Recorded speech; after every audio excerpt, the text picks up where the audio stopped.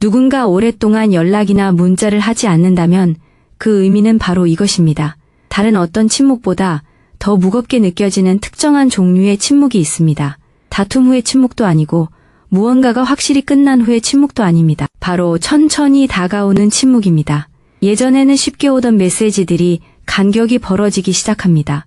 답장은 늦어지고 짧아지고 생기가 없어집니다.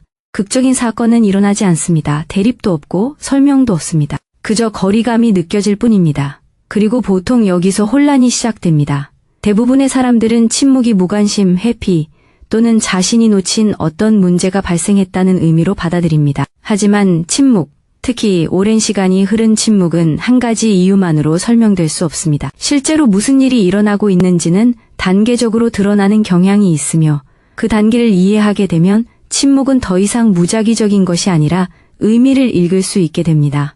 처음에는 그 공백이 의도적인 것처럼 느껴지지 않습니다. 삶은 바빠지고 날들은 정신없이 지나가고 사람들은 자연스럽게 예전의 리듬으로 돌아올 거라고 생각합니다. 아직 아무것도 깨진 것 같지 않기 때문에 조급함이 없습니다. 이 단계의 침묵은 여전히 일시적인 것처럼 느껴집니다. 하지만 심리적으로는 이미 무언가 변화가 일어난 것입니다. 관심이 하룻밤 사이에 사라진다고 해서 소통이 끊기는 것은 아닙니다. 감정적 우선순위가 바뀌고 누군가가 더 이상 그 관계를 중심으로 내면 세계를 정리하지 않을 때 소통이 끊기는 것입니다. 이러한 변화는 거의 항상 조용히 시작됩니다. 여기서 가장 중요한 것은 침묵이 얼마나 오래 지속되느냐가 아니라 침묵이 찾아왔을 때 어떤 느낌이 드느냐입니다.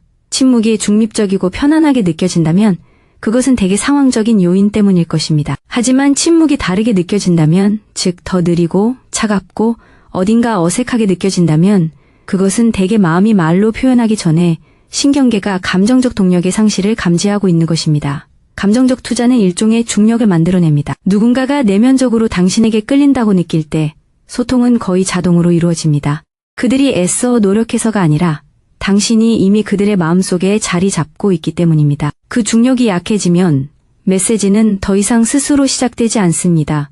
그리고 이것이 항상 그들이 당신을 덜 좋아한다는 것을 의미하는 것은 아닙니다. 때로는 다른 무언가가 우선순위를 차지하게 되었다는 것을 의미합니다. 침묵은 종종 누군가의 관심이 내면으로 향할 때 나타납니다. 스트레스, 불확실성, 그리고 내적 갈등은 감정적 여력을 소모합니다. 이런 일이 발생하면 타인과의 소통은 본능적인 것이 아니라 선택적인 것이 됩니다. 겉으로 보기에는 고립처럼 보입니다. 내면에서 보면 마치 과부하가 걸린 듯한 느낌입니다. 그래서 너무 일찍 명확함을 쫓는 것이 오히려 역효과를 낳는 경우가 많습니다. 누군가가 내면에서 일어나는 일을 감정적으로 충분히 처리하지 못한 상태에서는 아무리 합리적인 요구라 할지라도 설명을 요구하는 압박감이 불편하게 느껴집니다. 침묵은 처벌이나 조종이 아니라 심리적 공간을 확보하고 감정을 조절하는 수단이 됩니다. 시간이 흐르면서 침묵의 성격도 변합니다. 초기의 침묵은 형태가 없지만 나중의 침묵은 의도적입니다. 대부분의 사람들이 감지하지만 의식적으로 인지하지 못하는 전환점이 바로 이 시점입니다. 이 단계에서 상대방은 단순히 연락하지 않는 것이 아니라 연락하지 않기로 선택하는 것입니다. 악의에서가 아니라 응답하는 것이 자신이 감당하고 싶지 않은 과거의 기억을 다시 떠올리게 할까봐 두려워서입니다. 바로 이 지점에서 의미가 더욱 명확해집니다. 누군가가 오랜 기간 동안 연락을 멈춘다면 그것은 대개 그 관계가 더 이상 감정적으로 필요하지 않다고 느끼기 때문입니다. 원치 않는다는 의미가 아니라 더 이상 중심적인 관계가 아니란 뜻입니다. 그리고 이 차이는 중요합니다. 감정적 필요성이 노력을 유발하기 때문입니다. 누군가가 관계를 통해 감정적으로 안정감을 느끼고 인정받고 에너지를 얻을 때 그들은 자연스럽게 그 관계를 지키려 합니다. 감정적인 만족감이 줄어들거나 복잡해지기 시작하면 소통보다는 거리를 두는 것이 더 쉬워집니다. 침묵은 일종의 단순화가 됩니다. 사람들은 흔히 침묵을 무관심으로 생각하지만 무관심은 가볍게 느껴집니다. 침묵이 무겁게 느껴지는 이유는 무관심이 아니라 양가 감정이기 때문입니다. 양가 감정은 불편합니다. 다가가야 할지 물러서야 할지 모르는 감정입니다. 많은 사람들은 대화가 아닌 거리를 두는 것으로 양가 감정을 해소합니다. 그들은 감정이 스스로 결정해주기를 기다리고 감정이 그들을 끌어당기지 않으면 침묵이 길어집니다. 시간이 흐르면서 침묵은 감정에 관한 것이 아니라 정체성에 관한 것이 됩니다. 반응하려면 더 이상 현재의 삶에 맞지 않는 과거의 자신과 다시 얽매여야 하기 때문입니다. 그래서 그들은 반응하지 않습니다. 이것이 바로 설명이 거의 나오지 않는 이유입니다. 침묵은 종종 자신의 변화를 완전히 이해하지 못하거나 상대방에게 고통을 주지 않고는 표현할 수 없다고 느낄 때 나오는 설명입니다. 이 시점에서 침묵은 비록 말로 표현되지 않더라도 메시지를 전달합니다. 이는 관계가 더 이상 그들의 행동을 좌우하지 않는다는 것을 의미합니다. 특히 나쁜 일이 없었다면 받아들이기 어려울 수 있습니다. 하지만 감정적 유대감은 갈등을 통해서만 끝나는 것은 아닙니다. 많은 경우 사람들이 성장하고 변화하거나 에너지를 다른 곳으로 돌릴 때, 즉 방향 전환을 통해 해소됩니다. 종종 간과되는 중요한 차이점이 있습니다. 감정적인 따뜻함이 담긴 침묵, 즉 가끔씩 안부를 묻고 편안한 어조로 이야기하고 솔직한 태도를 보이는 침묵은 폐쇄적이고 지연되고 회피적인 침묵과는 매우 다릅니다. 전자는 호의를 담은 거리감이고 후자는 무관심을 담은 거리감입니다. 차이는 빈도가 아니라 감정적인 질감입니다.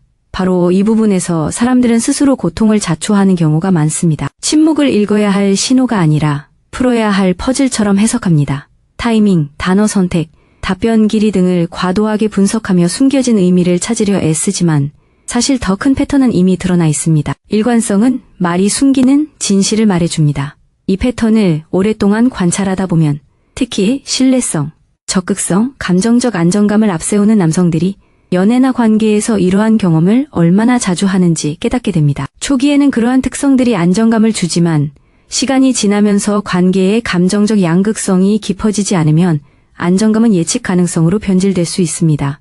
균형이 깨진 예측 가능성은 감정적 긴박감을 감소시킵니다. 그렇다고 당신에게 문제가 있다는 뜻은 아닙니다. 관계의 역동성이 더 이상 발전하지 않는다는 의미입니다. 이러한 경우 침묵은 거절보다는 정체를 반영합니다. 관계가 더 이상 새로운 감정적 정보를 만들어내지 못하는 것입니다. 호기심, 긴장감, 깊이가 없다면 관심은 자연스럽게 식어갑니다. 사람들은 의무감 때문에 소통을 유지하는 것이 아닙니다. 감정적 움직임 때문에 유지하는 것입니다. 내면의 움직임이 없으면 외부의 움직임도 없습니다. 이것이 바로 더 많은 메시지를 보낸다고 해서 관계의 추진력을 되찾기 어려운 이유입니다. 노력이 감정적 무게감을 만들어내는 것이 아닙니다. 감정적 무게감이 노력을 만들어냅니다. 무게감이 사라지면 소통은 한쪽에서는 억지로 느껴지고 다른 쪽에서는 무겁게 느껴지며 침묵은 양쪽 모두를 위한 자기 보호 수단이 됩니다.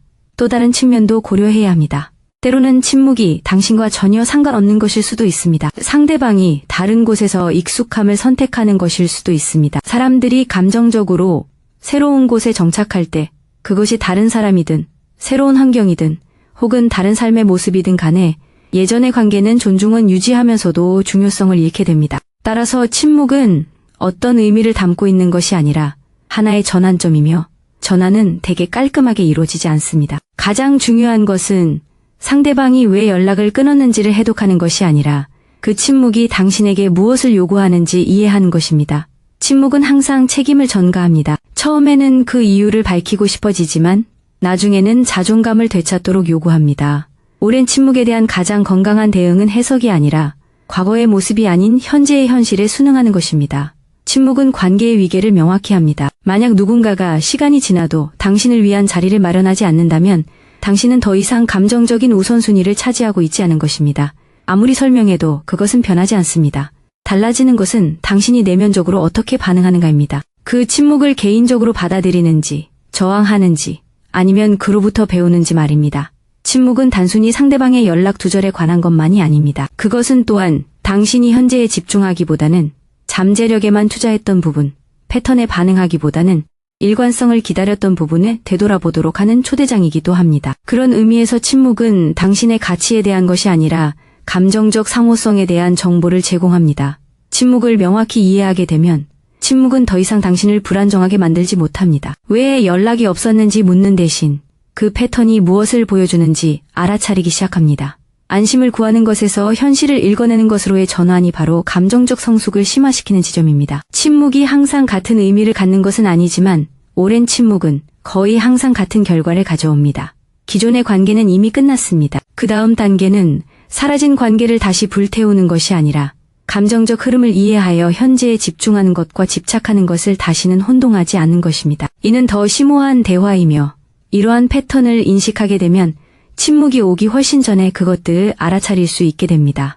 이러한 침묵은 보통 갑자기 나타나는 것이 아닙니다. 오히려 무언가 더 조용한 변화, 즉 주의를 기울이는 방식, 노력을 기울이는 방식, 현재에 집중하는 것에 반응하는 방식이 이미 변한 후에 나타나는 경향이 있습니다. 그리고 이러한 변화를 알아차리는 것은 다른 사람을 통제하려는 것이 아닙니다. 핵심은 특정 역학관계가 어떻게 형성되는지, 즉 어떤 사람들은 자연스럽게 당신에게 끌리는 반면 다른 사람들은 서서히 관계를 중심으로 행동을 바꾸는 이유를 파악하는 것입니다. 많은 남성들에게 있어 이러한 순간에서 진정으로 궁금한 점은 무엇이 잘못되었는지가 아니라 왜 똑같은 패턴이 다른 사람들에게도 반복되는지입니다. 다음 영상에서는 그 심층적인 이유, 즉 침묵이 시작되기 훨씬 이전부터 사람들이 특정 남성을 심리적으로 다르게 대하는 진짜 원인을 탐구합니다.